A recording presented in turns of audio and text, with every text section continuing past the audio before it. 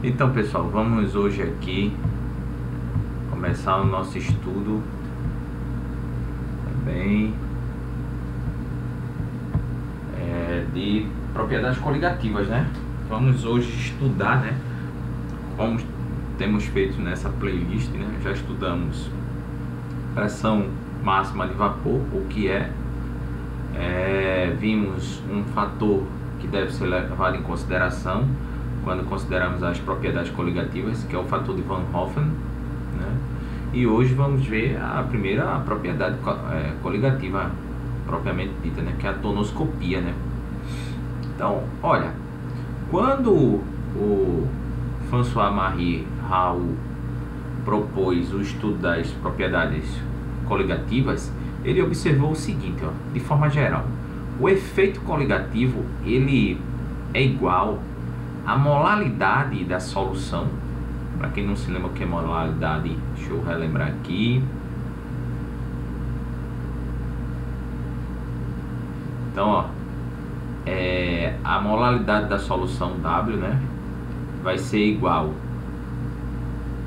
a N1, tá, ok, sobre M2. Vê só, quando a gente está estudando soluções, esse numeralzinho aqui, 1, significa que é o soluto. Esse numeralzinho 2 aqui é referente ao solvente. N1 aqui é o número de mols. Aqui no caso aqui é o número de mols de soluto. Aqui é a massa, ok? Só que é a massa de solvente em quilogramas. Então a molalidade é isso. Então o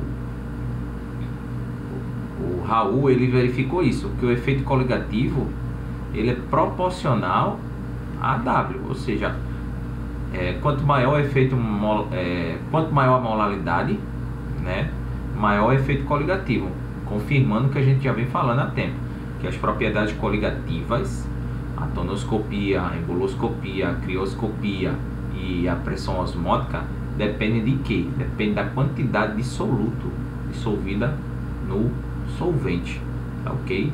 Então é enunciado aqui, ó: o efeito coligativo de um soluto não volátil molecular em um solvente é diretamente proporcional à molalidade da solução. No caso aqui, gente, ele está falando de um soluto não volátil, de um soluto não volátil molecular. Agora veja, se for um soluto não volátil iônico, como é que essa expressão ficaria? O efeito coligativo. Então, aí você veja, não seria o efeito coligativo é C, né, igual a K, que é uma constante, né? É a constante coligativa. No caso aqui a gente pode dizer que é a constante tonoscópica, né, vezes a molalidade, não é isso? Aí, no caso, se for um soluto iônico, nós iremos multiplicar esse lado aqui pelo fator de Van Hoffen, I, tá, ok? Então veja, vamos dizer, a lei de Raoult, né, ela nos fala, né, sobre o efeito coligativo. Nós iremos hoje falar sobre tonoscopia. É uma expressão bem parecida com a lei de Raoult, feita algumas modificações. Eu deduzi isso aqui, né, mas eu vou mostrar antes uma forma mais fácil de encontrar o efeito tonoscópico. O que é o efeito tonoscópico? Primeiramente, né, eu não ia passar sem dizer o que é. É o abaixamento da pressão de vapor. Deixa eu mostrar aqui um gráfico, ó. Então vamos para a prática, né? A tonoscopia ou a tonometria, tá, ok? É o abaixamento da pressão máxima de vapor do solvente, tá, ok? Isso ocorre devido ao quê? Exemplo, vamos lá, pegar a água. A água, ela tem vamos dizer aqui, água pura. Qual é o ponto de ebulição da água pura? Ponto de ebulição da água pura, 100 graus Celsius, não é isso, gente? Aí veja, deixa eu mudar a cor aqui pra gente. Opções do ponteiro, cor da tinta. Deixa eu pegar um vermelho aqui, pronto. Veja, a água tem esse ponto de ebulição, ou seja, ela começa a passar do estado líquido para o estado gasoso, vamos considerar assim, a partir de 100 graus.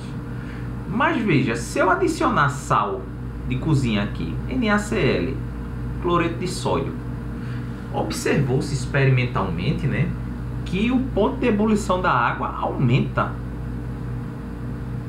Tá ok? O ponto de ebulição da água aumenta e também ocorre o abaixamento da pressão de vapor. Tá ok? O abaixamento da pressão de vapor. A água, vamos dizer, ela tem uma pressão de vapor de 1, vamos dizer ATM. Ela começa agora a ter uma pressão de vapor de meio ATM. Isso é só um exemplo, hein? Para verificar esse abaixamento, né? Então, o que é que isso... Qual a consequência disso? Ocorre que você vai ter uma maior dificuldade em passar a água do estado... ocorrer essa passagem do estado líquido para o estado gasoso. Tá ok? Então, quando é que ocorre a tonoscopia ou a tonometria? Eu vou falar mais tonoscopia, que é o nome mais conhecido, né? Ocorre com a adição de um soluto não volátil. Tem que ser um soluto não volátil, hein? A um solvente. Em termos de gráfico, vamos observar aqui. Eu tenho um gráfico de pressão de vapor, tá ok? Contra, né, uma reta de pressão de vapor contra uma reta de temperatura. Então eu tenho a pressão de vapor em função da temperatura. Aí veja, esse gráfico aqui, ó, azulzinho, que eu tô aqui, ó. Deixa eu pegar outra caneta aqui pra gente destacar melhor. Não era isso que eu queria. Eu quero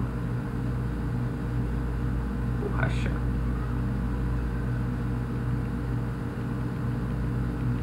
Deixa eu apagar aqui. Pronto.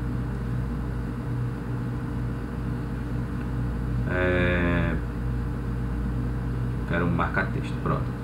Então, ó, essa curva aqui é referente ao que? A pressão máxima de vapor da água. Essa primeira. Essa segunda aqui, ó, é uma solução de água mais açúcar. E essa outra aqui, ó, é uma solução de água mais cloreto de sódio, sal de cozinha. O que é que a gente nota aqui? Deixa eu pegar aqui a caneta. O que é que nós notamos aqui? Nós notamos o seguinte, que há um afastamento, né? Ou seja, vai afastando, ó, essas retas mais longe do eixo, né? Menor a pressão, ou seja, vai diminuindo a pressão de vapor. Por que ocorre isso? Porque ocorre um efeito tonoscópico. É como se o soluto ele dificultasse, né, a passagem do solvente no estado gasoso, tá ok? Veja só, uma vez eu falei aqui para vocês que para ocorrer a ebulição, né, de qualquer solvente, a gente não tem lá, vamos voltar aqui ao exemplo, eu tenho água, né? A água, quando começa a ferver, não começa a formar umas bolhas, né, aqui embaixo. Aquilo é o que? Aquilo é a pressão de vapor tentando se igualar, ou seja, a pressão máxima de vapor tentando se igualar à pressão atmosférica. Pressão atmosférica.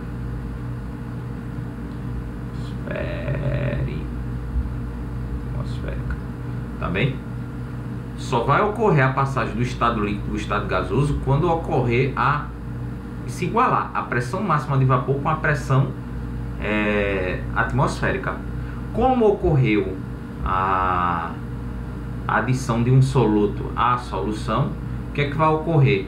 A pressão máxima de vapor vai diminuir, tá ok? Como a gente tem observado aqui, ó, ela foi diminuindo a pressão máxima de vapor. Isso é graficamente, viu, gente? A gente marcar aqui um ponto, ó. Deixa eu marcar aqui um ponto aqui. Aí veja,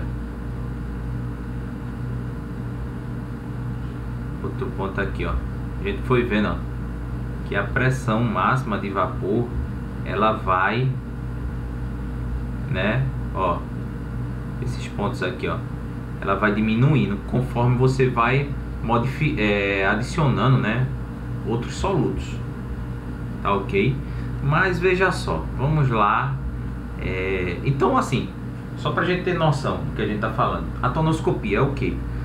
É você verificar por meio da adição de um soluto não volátil, né, que a pressão máxima de vapor do solvente ela irá diminuir, ou seja, irá ter uma dificuldade maior, né, para passar, né, do estado líquido para o estado gasoso, tá bem?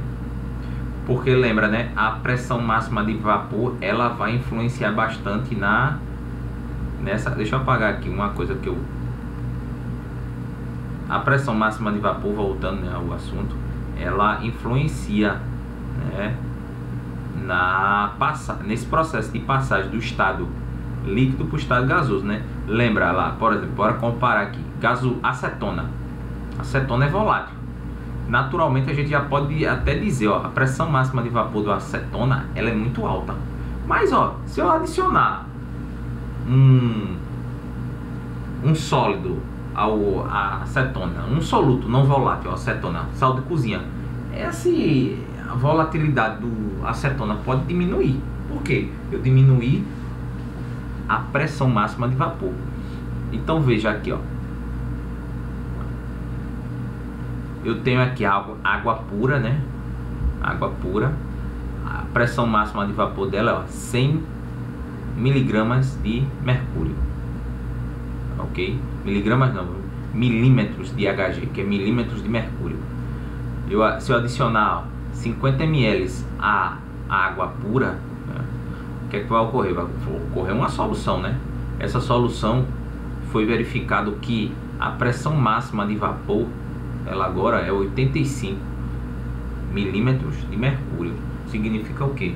Que agora o líquido vai ter uma maior dificuldade, né, para passar do estado líquido para o estado gasoso, tá ok? Porque a pressão máxima de vapor ela vai tentar sempre se igualar à pressão atmosférica. Quando você, no caso, vamos dizer assim, tentar a transição de fase entre o estado líquido e o estado gasoso. Aí agora a gente vai ver essas fórmulas aqui, tá ok? Só que eu trouxe essas fórmulas aqui, ó, uma forma mais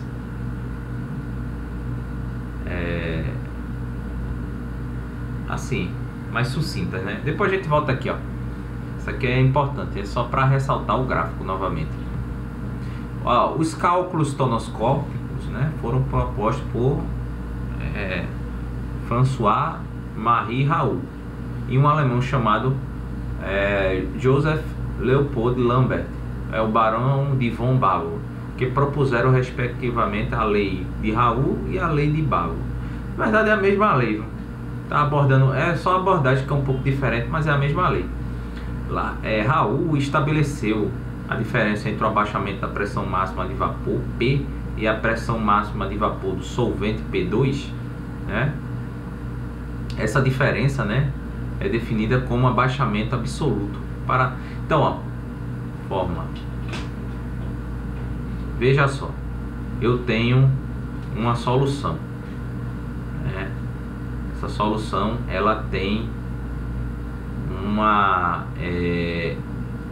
vamos considerar aqui duas situações. Eu tenho água pura nesse recipiente A e nesse recipiente B aqui, ó, eu tenho água, só que é água mais NaCl. Aqui é água pura, tá bem? Ó, H2. Então aqui a pressão máxima de vapor é 2. É P2 que a gente vai chamar. Aqui é a da solução, que é P. Se eu quisesse saber a variação aqui, gente, como é que eu faria? Variação de qualquer coisa, a gente em matemática vai utilizar a letra grega delta. Então, P, delta P, é o final menos inicial. O final aqui é P, ó. O inicial eu não tinha água pura, depois a situação final foi o que? Água mais NaCl, mais cloreto de sódio. Então, ó, P menos P2, que é a situação inicial, que é a água pura. Isso aqui é a variação. Só que essa variação aqui, veja só, não é abaixamento da pressão de vapor. A gente sabe que o que? Essa situação aqui, ó, P2, não baixou? P2 não, P, vamos dizer aqui, P2, ela era 100, tá ok? Aí P foi para 80, essa é a pressão máxima de vapor, ou seja, baixou, né? A água pura tem uma pressão máxima de vapor de 100 e a água mais sal, ela tem uma pressão máxima de 80. Se a gente for calcular essa variação, delta P vai ser igual a, veja, 80 menos 100. Essa variação aqui ela é negativa, porque vai ficar 80 menos 100, ó, vai ficar menos 20. Ela é negativa. Então, para a gente não estar o tempo todo imaginando o quanto baixou, mas assim, porque o quanto baixou, menos 20 não, baixou foi 20. Alguns livros recomendam você utilizar o módulo. O módulo de um número é quando você coloca essas duas barrinhas e considera o valor absoluto, não o valor com sinal, aqui seria 20. Para não estar ocorrendo essa, vamos dizer, confusão toda, alguns livros didáticos dizem para o que? A gente pega, ó, delta P menos P2 e multiplica por menos 1, que aqui não vai ser sempre negativo, delta P, ó, delta P não vai ser sempre negativo. Se eu multiplicar por menos 1, ó, vai ficar delta P igual a menos P mais P2. Aí reorganizando isso aqui, ó, delta P vai ser igual a P2, né, isso, menos P. Essa expressão aqui, ó. Então aqui você calcula o abaixamento da pressão de vapor, o quanto baixou, tá bem? Aí veja, deixa eu apagar aqui. É um assunto fácil, gente. Eu tô explicando isso aqui porque alguns vestibulares, o Enem, por exemplo, ele cobra propriedades coligativas. Só que ele cobra de maneira qualitativa a interpretação. Alguns vestibulares, por exemplo, a UPE às vezes cobra essas equações, tá ok? Então, para entender essas equações, a gente precisa de ter essa carga, né, de conhecimento. Mas veja, vamos lá. Então a gente já sabe o que é esse abaixamento da pressão de vapor. A relação entre o abaixamento absoluto e a pressão máxima de vapor do solvente foi denominado de abaixamento relativo. É relativo a quê? Quem é P2? P2 não é a...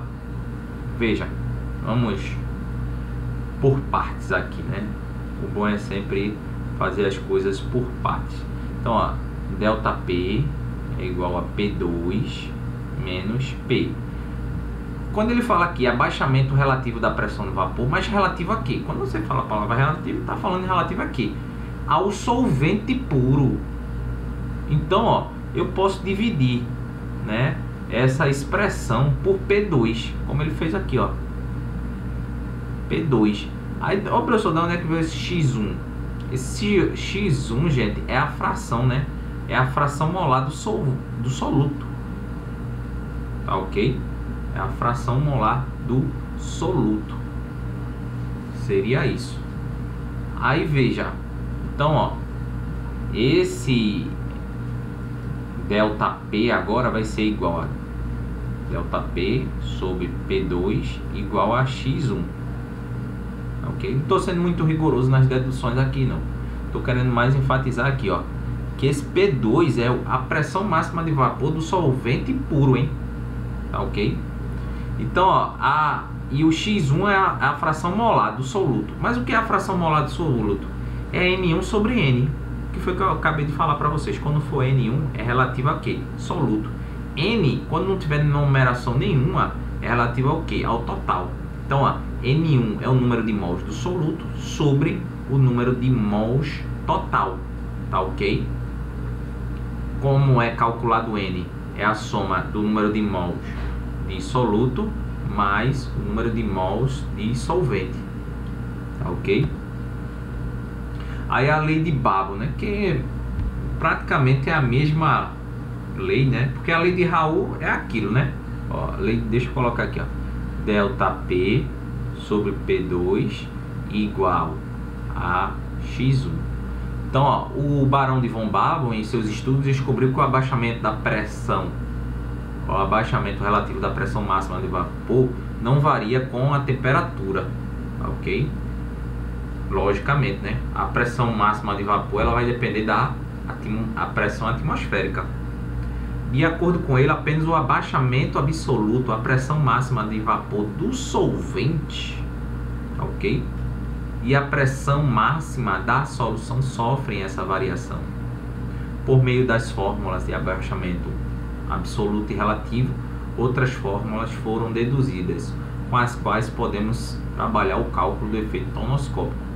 Então, a primeira fórmula aqui, que relaciona as pressões máximas de vapor e a fração, né, molar do solvente. Então, a P, né, é igual. Então, isso aqui, ó, é a pressão máxima de vapor da solução, P. Quando não tiver nada aqui, ó, não tiver numeração nenhuma, já está falando em solução. Ou seja, ó, vamos já lembrar aqui, eu tenho a água pura e aqui eu tenho, ó, uma mistura de água mais NaCl. O que é que vai ocorrer aqui? Então, ó, P é a pressão máxima de vapor da solução, tá ok? E P2 é a pressão máxima, de vapor de quê? Do solvente, tá ok? Aí X2 é a fração molar de solvente, como ele falou aqui, ó. Para calcular a fração molar do soluto, né, utilizamos a seguinte fórmula. Se bem que aqui, viu, ele fez uma confusão. Fração molar do soluto não, pô, solvente. Então X2 é igual a N2 sobre N, número de mols do solvente sobre número de mols total. Finalizando essa lei de Babo, fórmula 2, fórmula que relaciona o abaixamento relativo da pressão máxima de vapor com a molaridade, né? Então, ó, essa aqui é a lei de Raul,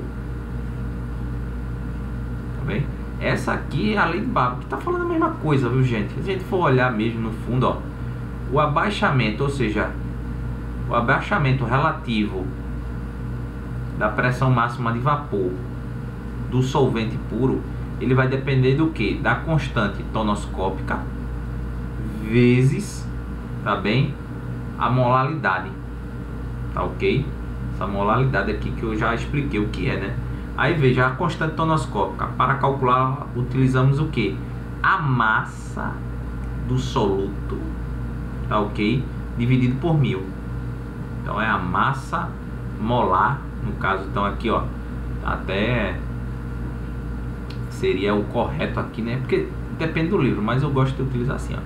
KT, deixa eu colocar aqui, ó. KT seria igual a massa molar. Tem livros que colocam assim, ó.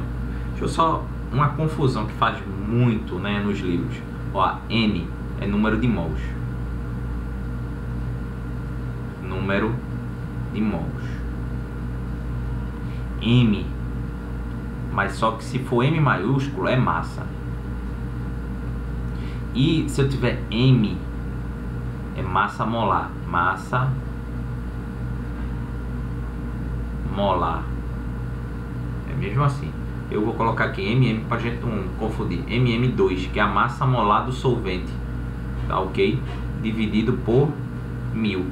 Então veja, ó, a pressão, o abaixamento da pressão máxima de vapor, né, do solvente, ele vai depender do que? Da constante tonoscópica. Você tem que saber o que? O valor da massa molar do solvente dividido por 1000 vezes o W. Que é o W? A molaridade, né? Molaridade é o que? Bora só relembrar. É o número de mols de soluto, que é 1, dividido pela massa do solvente. Massa em gramas, hein? Mas em gramas não, em quilogramas geralmente se utiliza. Então essa vai ser a lei de Babel. Mas vê só, essa lei aqui ainda tem uma... Vou acrescentar mais uma coisa. É o fator de Van Hoffen, gente. O fator de Van Hoffen, ele corrige. Na minha videoaula, quem tiver aí na playlist, tem lá o que é o fator de Van Hoffen. Mas o fator de Van Hoffen, ele vai corrigir uma questão aí. Porque veja só, solutos iônicos e solutos moleculares, eles têm números de mols, né, diferente. Então o fator de Van Hoffen, ele ainda vai entrar aqui, ó. Você poderia colocar vezes I. Para um soluto molecular, né, você pode considerar esse I igual a 1. Para um soluto iônico, esse I vai depender. Vai depender muito do tipo de sal, esse tipo de coisa, tá ok? Aí deixa eu passar aqui. Então a constante tonoscópica, né, ele tá falando aqui, coisa que eu já falei para vocês. A molaridade, ó, a molaridade é a massa, né, do soluto, tá ok? Massa do solvente, essa fórmula aqui, ó. Se bem que essa fórmula aqui, ela tá meio estranha. Deixa eu dar uma conferida aqui rapidão. A aula aqui é bem assim, é como se a gente tivesse numa sala de aula mesmo. Fica gravada no... Eu não invisto nas edições não, hein? A molaridade. Que eu pego esse material da internet. Então, ó, vê. Aqui tá errado, hein? Aqui tá errado. Aqui não é M1 não. A molaridade... Esquece essa fórmula aqui, ó. Molaridade é como eu expliquei anteriormente para vocês. É o que? Ela é a quantidade em mols de soluto N1 dividido pela massa, né, de solvente M2. Ok? Isso é a molaridade. Só que essa massa aqui vai ser em quilogramas. Vê, ó. A gente pega da internet. Isso aqui. Ele aqui tá mostrando como passar, né? Isso aqui a gente vê quando for fazer questão. Então, ó, o que eu acabei de explicar, a fórmula, né, corrigida pelo fator de Van Hoffen. Aí aqui o fator de Van Hoffen, né, I é igual a 1 mais alfa vezes Q menos 1, ok? Então veja, a pressão máxima de vapor será igual ao produto da fração molar do solvente com a pressão, né, máxima de vapor do solvente puro. Ó, outra maneira, ΔP igual a P2 sobre igual a X1, tá bem? Ou ΔP P2 igual a KT, que é a constante tonoscópica, vezes W. Fator de Van Hoffen eu já expliquei. O que eu quero voltar aqui com vocês é nesse gráfico aqui, ó. Então, ó, eu tenho água pura, né?